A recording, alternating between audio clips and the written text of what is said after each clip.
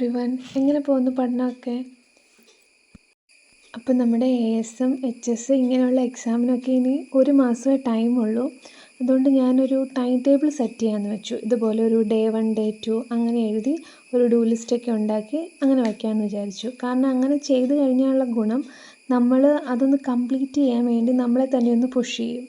കാരണം നമുക്കത് എങ്ങനെയെങ്കിലും തീർക്കണമല്ലോ എന്നൊരു തോന്നൽ വന്നിട്ട് നമ്മളതെങ്ങനെയെങ്കിലും കംപ്ലീറ്റ് ചെയ്യാൻ വേണ്ടിയിട്ട് നമ്മൾ മാക്സിമം നോക്കും. അപ്പോൾ ഈ ടൈം ടേബിൾ സെറ്റ് ചെയ്യുമ്പോൾ എനിക്ക് തോന്നുന്നു ഓരോരുത്തർക്കും അവർക്ക് പറ്റുന്ന രീതിയിലായിരിക്കണം ടൈം ടേബിൾ സെറ്റ് ചെയ്യേണ്ടത്. കാരണം എല്ലാവർക്കും ഒരേ രീതിയിലായിരിക്കില്ല പഠിക്കാൻ പറ്റുക. ചിലർക്ക് 10 തവണ പഠിക്കുമ്പോഴായിരിക്കും മനസ്സിലാവുക, ചിലർക്കത് 11ാമത്തെ തവണ പറയുമ്പോഴായിരിക്കും മനസ്സിലാവുക. അപ്പോൾ നമ്മൾ എന്താ ചെയ്യേണ്ടത്, നമ്മുടെ എബിലിറ്റി മനസ്സിലാക്കിയിട്ട് ഒരു ടൈം ടേബിൾ സെറ്റ് ചെയ്യാൻ നോക്കണം. അപ്പോൾ തീരെ കുറച്ച് ടോപ്പിക്കും ആയി പോകരുത്. കാരണം അങ്ങനെ വന്ന് നമ്മുടെ പോർഷൻസ് കംപ്ലീറ്റ് ചെയ്യാൻ പറ്റാണ്ട് വരും. അപ്പോൾ നമ്മളെക്കൊണ്ട് കവർ ചെയ്യാൻ പറ്റുന്ന രീതിയിലും പോർഷൻ തീരും എന്നുള്ള രീതിയിലും വരുന്ന രീതിയിൽ ഒരു ടൈം ടേബിൾ സെറ്റ് ചെയ്യാൻ വേണ്ടിയിട്ട് നോക്കുക.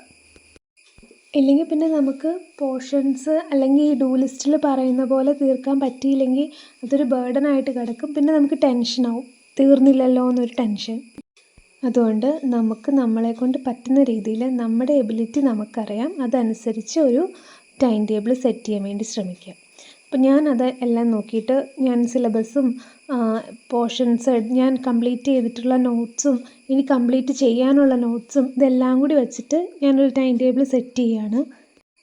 അങ്ങനെ ടൈം ടേബിളെല്ലാം ഫിക്സ് ചെയ്ത് കഴിഞ്ഞ് ഞാൻ കുറച്ച് പോർഷൻസ് പഠിക്കാൻ വേണ്ടി ഫിക്ഷനിലെ ഒരു പോർഷനാണ് ഞാൻ പഠിക്കാനെടുത്തത്. അപ്പോൾ അത് ഓൾറെഡി ഞാൻ നോട്ട് എഴുതി വച്ചിട്ടുള്ള പോർഷനാണ്. അപ്പോൾ എന്നാലും ഞാൻ ചെയ്യുന്നൊരു കാര്യം എന്ന് പറഞ്ഞാൽ ഏത് പോർഷൻ പഠിക്കാനെടുത്താലും ഒരു ഷോർട്ട് നോട്ടും കൂടി ഉണ്ടാക്കാൻ വേണ്ടി ശ്രമിക്കും. കാരണം അങ്ങനെ ഒരു ഷോർട്ട് നോട്ട് ഉണ്ടാക്കുന്നതിൻ്റെ ഗുണം എന്താണെന്ന് വെച്ചാൽ പിന്നെ നമ്മളൊരു ക്വിക്ക് റിവിഷനൊക്കെ നടത്തുന്ന സമയത്ത് ഇമ്പോർട്ടൻറ്റ് പോയിൻറ്റ്സ് മാത്രം നമ്മൾ നമുക്ക് നോട്ട് ചെയ്യാൻ എളുപ്പമുണ്ടാവും. നമ്മളൊരു ഷോർട്ട് നോട്ടിൽ പ്രധാനപ്പെട്ട പോയിൻറ്റ്സ് മാത്രം ഉൾപ്പെടുത്തി ഒരു ഷോർട്ട് നോട്ട് തയ്യാറാക്കി വയ്ക്കുകയാണെങ്കിൽ ഇപ്പം നമ്മുടെ മെയിൻ നോട്ടിൽ കുറേ പോയിൻറ്റ്സ് ഉണ്ടാവും, നമ്മൾ കുറേ കാര്യങ്ങൾ ഇലാബറേറ്റ് ചെയ്ത് എഴുതിയിട്ടുണ്ടാവും. പക്ഷേ ഷോർട്ട് നോട്ടിലേക്ക് വരുമ്പോഴത്തേക്കും ഒരു ചെറിയൊരു പേജിൽ അല്ലെങ്കിൽ ഒരു സ്റ്റിക്കി നോട്ട്സിലോ അല്ലെങ്കിൽ ഒരു ഫ്ലാഷ് കാർഡ് പോലെ ഉണ്ടാക്കിയോ അതിലൊക്കെ അത്രയും ചെറുതായിട്ട് ഒരു ഷോർട്ട് നോട്ട് ഉണ്ടാക്കി വയ്ക്കുകയാണെങ്കിൽ പിന്നെ ഈ പറഞ്ഞ പോലെ റിവൈസ് ചെയ്യുമ്പോൾ നമുക്ക് ആ പ്രധാനപ്പെട്ട പോയിൻറ്റ്സ് മാത്രം പെട്ടെന്നൊന്ന് ഓർത്തെടുക്കാൻ വേണ്ടിയിട്ട് അത് ഹെൽപ്പ് ചെയ്യും. അപ്പോൾ ഏത് എക്സാമിനാണെങ്കിലും നമ്മളൊരു ഷോർട്ട് നോട്ട് എപ്പോഴും തയ്യാറാക്കി വയ്ക്കുന്നത് നല്ലതാണെന്ന് എനിക്ക് തോന്നിയിട്ടുണ്ട്. ഇപ്പോൾ മാത്സ് ഒക്കെ ആണെങ്കിൽ അതിൻ്റെ ഇക്വേഷൻസ് മാത്രം എഴുതി വയ്ക്കുക.